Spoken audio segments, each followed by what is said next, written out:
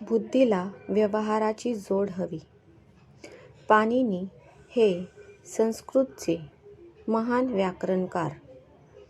2000 वर्षापूर्वी त्यांनी हे आश्चर्यकारक काम केले. एकदा ते शिष्यांना व्युत्पत्ती विषयी शिकवित होते.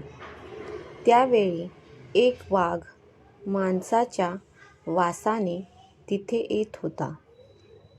शिष्य घाबरून झाडावर जाऊन बसले व आचार्यांनाही ते झाडांवर चढायला सांगू लागले. पण व्याघ्र शब्दाची व्युत्पत्ती शोधण्यात ते गढून गेले होते. त्यांना व्युत्पत्ती सुचलीही.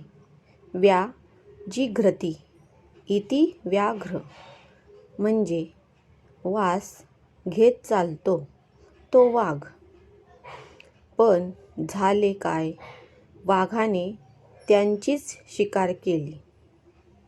तात्पर्य, या ठिकाणी फक्त बुद्धी असून चालत नाही, त्याला व्यवहाराची सांगड घालावी लागते.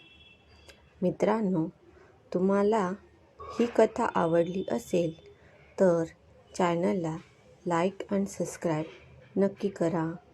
धन्यवाद.